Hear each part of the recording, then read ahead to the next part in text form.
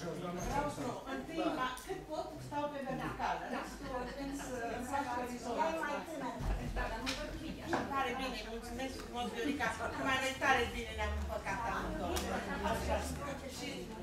Și am avut o ceva mintire pe vremea ce era la modă. Viorica, un asparagus de plastic. Până anul trecut l-am avut și a stat în locul respectiv. N-am putut, toată lumea m-a întrebat, măi, ce de asta nu se mai poate. Nu, este că la mine nu asta înseamnă ceva unurit. Înseamnă de la cineva. Și acolo va sta până când cineva a avut. Știi că eu mai am niște patrupede prin casă care s-au agățat de el și l-am dus ca formați. Ce vreau să vă spun sincer? Vă felicit că ați reușit să veniți astăzi. Vă mulțumesc că aduceți cinste acestui liceu. Și prin prezența dumneavoastră astăzi și prin tot ce ne-ați spus și mai știm și noi încă multe și multe. Mă uit așa și mi-amintesc de zvonurile care se aud despre absolvent al liceului Ștefan cel Mare Suceava.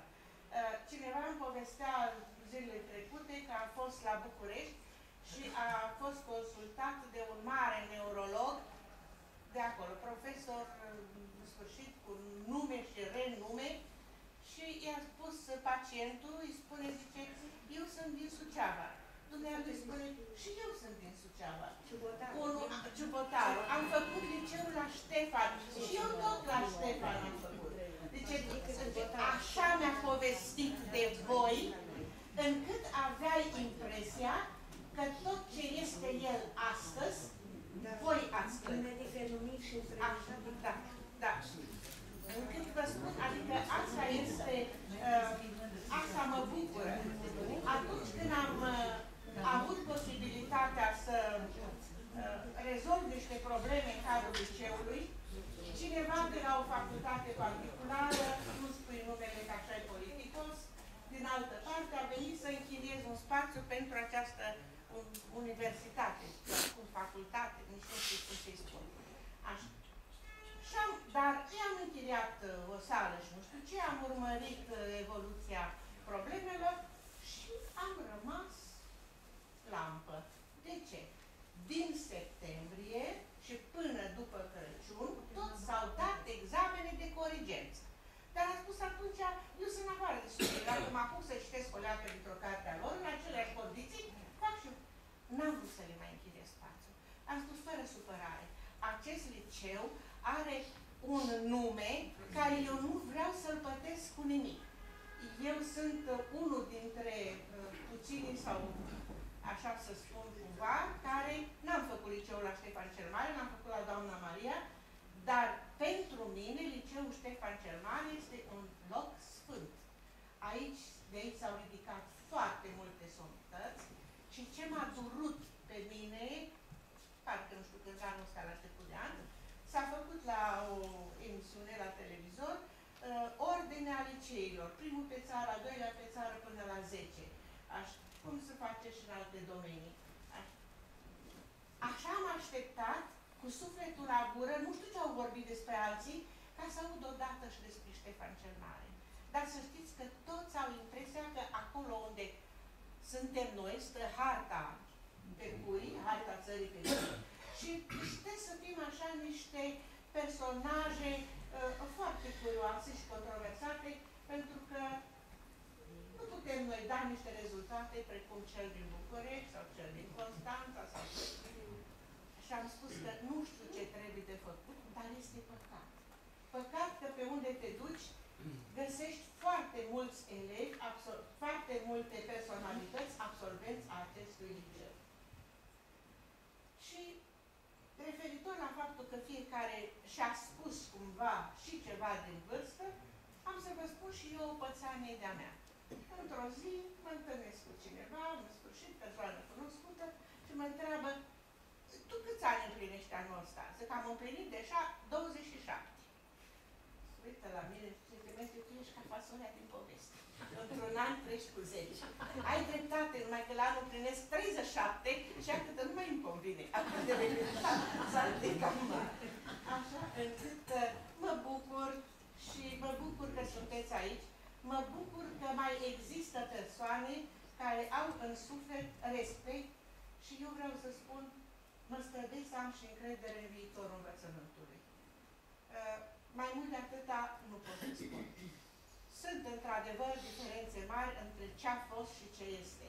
Dar și aici mai am o părere, și anume, la început, când situația s-a schimbat după 90 și când până atunci Pepsi se cumpăra numai la anumite magazine, nu știu ce, și cu niște restricții, la un moment dat nu mai era greu să cumpere nici o sticlă, nu găseai.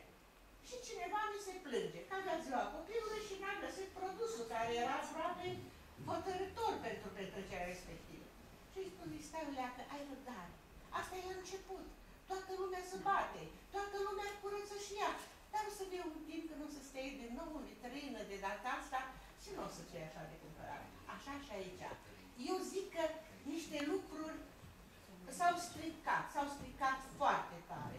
Și nu ne este greu uneori să le suportăm.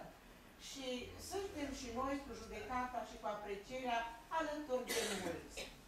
Dar spun că trebuie să avem de răbdare și să zicem așa, poate trec. Și așa să fie, Dumnezeu să ne ajute să treacă ce e rău și o leacă de alt soare și alt orizont. Și vă doresc să vă bucurați, dumneavoastră și copiii dumneavoastră să se bucure de mai frumos și mai bine și o leacă mai dreptate pentru adevăr și pentru...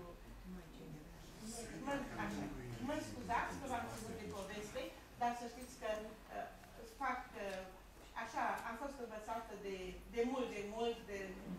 de tare mulți ani, așa, cu mult înainte de 27, să citesc fel de fel de lucruri, printre care citeam despre Haclea, să nu mă râdeți, dar eu le mai spun câteodată, le-am spus câteodată și copiilor de acolo niște învățăminte. Când am citit din copil, când mai mică, nu prea înțelegeam sensul vorbelor. Mai târziu, când am trebuit să citesc cărțile pentru alți copii, așa, mi-am dat seama că versurile, lucrarea, conține foarte multe adevăruri. Și cel mai important adevăr care l-am reținut este acela că întotdeauna trebuie să începi cu tine ca exemplu și după aceea să judeci pe alții. Și acum am să vă stric catalogul clasei a 11-a. Hai să vă răspund un secret. Într-adevăr că am probleme de locomoție. Așa. Am mari probleme, nu așa. Sunt astăzi bine dopată ca să rezist. Datorită colegilor dumneavoastră, eu știți cum îi spun, acum îi spun, dar eu nu știu cum îi spun Pânzărel. Pentru că el este vecin cu mine și îl văd trecând. Iar dacă eu sunt pe afară sau în curte, el mă strigă, doamna dirigintă. Lumea să mai uită curios. Dar mie îmi crește inima. Deci Apostol Traian nu este, da? Breda Corneliu? Suceveanu vreau să... Am să vă spun. Știți ceva? N-am vorbit pentru că vrând să sărbătoresc 150 de ani de la înființarea Liceului Ștefan cel Mare, la început de octombrie. Așa, am vorbit cu cineva care, în sfârșit, ar putea să vină și am spus, nu vii la această sărbătoare, nu știu ce. Deci, uite, sunt speram ceva. Nu pot. Nici eu și nici soția mea.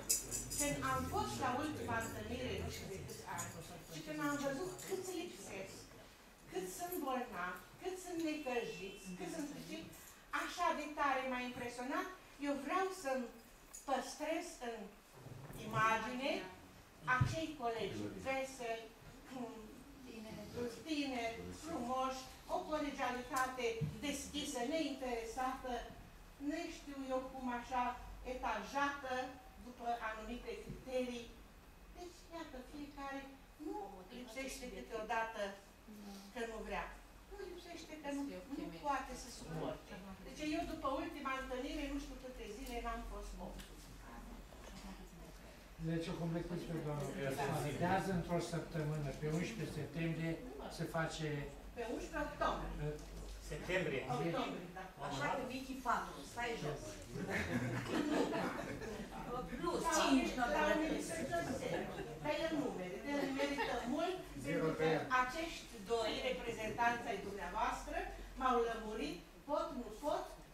vin astăzi. Și vă spun, hai să vă mai spun și așa nu să spun, dar eu dacă n-auziți ce vă spun, ca să pot veni astăzi și să nu discut pe acești doi colegi, să mă întâlnesc totuși cu dumneavoastră, că am căutat fotografii anterioare și am găsit pe o serie de persoane dintre dumneavoastră acolo, mi-am cumpărat, zilele astea mi-am cumpărat un baston. Dar nu mi-am cumpărat eu, am rugat pe cineva să-mi cumpere un baston ca să pot urca scările până la aulă, 2 etaje. Dimineața când să plec, am zis, măi, chiar baston, parcă mă doare sufletul. Și atunci am luat umbre.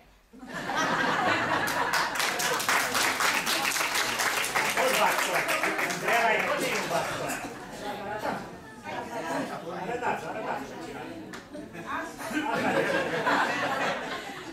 PNL-ul. Nu. Nu-i portocalie de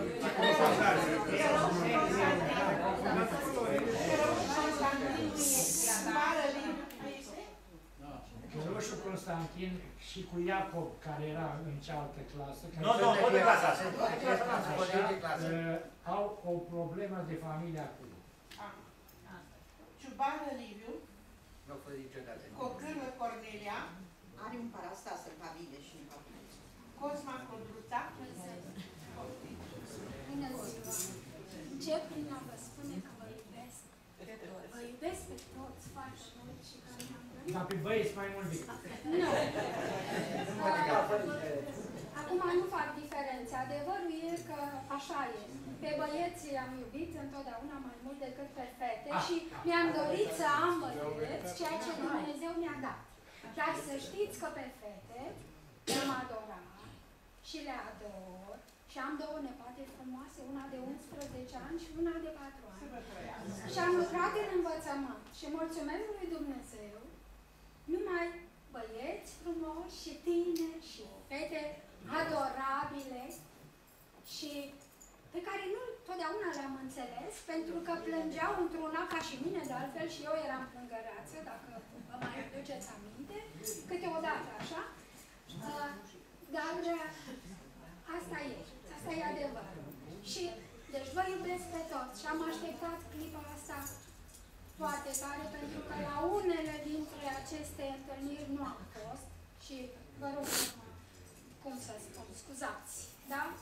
Iertare, scuzați-mă, vă rog, așa, că n-am avut ceea ce doamna dirigentă spune câteodată dispoziție, dar nu să vă văd pe domnile dumneavoastră, profesori, stimați și respectați și colegi iubiți și așa cum spune doamna, fără ierarhii, fără bisericuțe, fără așa liber și voios. Eu eram voioasă, așa, și sunt voioasă chiar și la 45 de ani. Da, mulțumesc. Așa, mă laud că am astăzi 45 de ani. Și deci în învățământ am lucrat, am predat franceză, am văzut cabinetul de franceză frumos. Tinerii îi iubesc și noi suntem tineri, astăzi mai tineri decât tinerii și așa trebuie să fim, pentru că numai așa ne putem crește nepoții, numai așa putem să împingem viitorul, dar el va fi când va fi, dar este pentru noi așa cum este. Și vă doresc sănătate, ceea ce îmi doresc și mie, nu. Mulțumesc de Dumnezeu, sunt sănătoasă, deocamdată e bine. Trecem mai departe. Da, trecem mai departe. Cum vrea Dumnezeu cu voia. Vom reuși să ne întâlnim în fiecare an, așa e? Și probabil că mai lăsăm deoparte cum arătăm, cum ne simțim, ce avem, ce n-avem și vom ține mai aproape. Pun ochelarii numai la citit, așa văd fără ochelari. Ce să fac? Asta e, dar cu cititul și cu caiete și cu corectat sau așa.